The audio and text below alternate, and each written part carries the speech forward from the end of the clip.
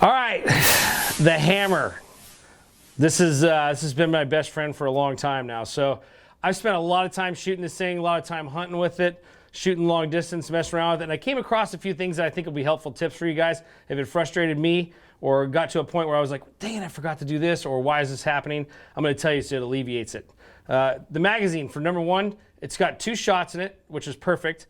When you go to put the ammunition in there, if you take like one of the bullets and drop it in, the bullets sometimes will pass all the way through and they'll shake out. See how they hang out the bottom? That can happen if you tilt your gun down. And if it does, you will not be able to take the magazine out and unload it. And for some reason, you're walking and jiggling, it kind of wedges itself in there. You'll actually have to fire the gun to unload it.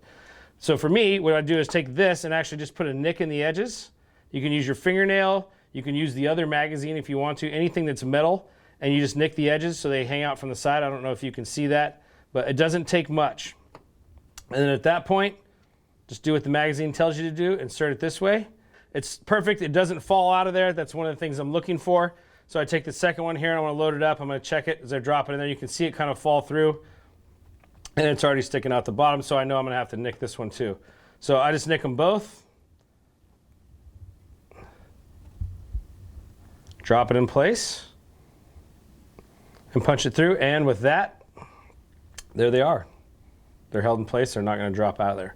That's just a simple little tip to keep the bullet itself from actually going down into the barrel and then not allowing you to properly unload the gun from there. So otherwise you have to fire the gun. For me, if I'm out hunting, I don't really want to fire the gun, or sometimes I want to check or pull it out and take a look at it.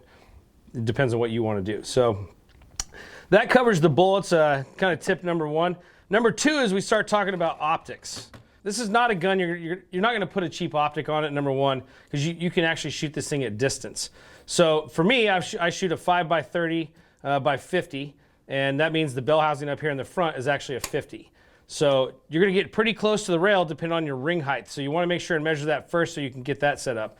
The other thing is you want to get a scope that has good eye relief, because the heavier the bullet that you put in there, you're going to, for every action there's an equal and opposite reaction. When you do that, it's going to give you a little bit of kick. And it's not like a kick like a normal firearm. It's more like a kick it's like a shove kind of, like in between a shotgun and then, I don't know, it's a really cool feeling. And of course you're going to want to shoot the 550 grain bullets out of it for sure. So get yourself a good optic. Check your eye relief. I think that's the most important thing, because if my eye relief is here, now I'm using the very back of my gun for the cheek well to put my face in there. So I like to move the scope a little bit further forward so that I can move up here on the cheek well and it settles into my shoulder. It just is a little bit more comfortable for you that way.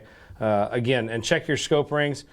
Take it in there if you want to. You can mount the scope rings, check the height, and you don't want your bell housing or your bell up here in the front actually banging off the front of the gun. So with that said, that's good. And there's some other options out there. On the front portion of it here, these are M-lock inserts. So you can actually put like an M-lock. If you want to put a Picatinny rail on here, you can actually get a 3-inch Picatinny and mount that on top of that. You can go a little bit longer if you want to and have it extend. It's really up to you, whatever you want to do. And then on the very bottom down here, because everybody's like, well, what if I want to put a bipod on this? Or what if I want to mount it to a tripod or something like that? Down here, you also have M-lock slots here. You can put a rail across the bottom. And then all you have to do is connect it in there. With the M-lock, it's nice. You just put it in, tighten the screws down, and then that gives you a Picatinny rail. You can clamp your bipod to that, or you can hook it up to a tripod. Those are just some little tips that I've got there. And really with the scope, I mean, you guys are going to be amazed. It's absolutely awesome. I started with a scope that was like a 3x9, and after that, now I'm up at a 5x30 because heck, this thing's fun to shoot, and not only that, it's accurate too. So with that being said, you guys have fun slinging lead. If you want to follow me on Instagram, it's TXHogDude. If you want to follow me on Facebook, it's Iden Hansen Official. And with that, you guys have fun slinging lead.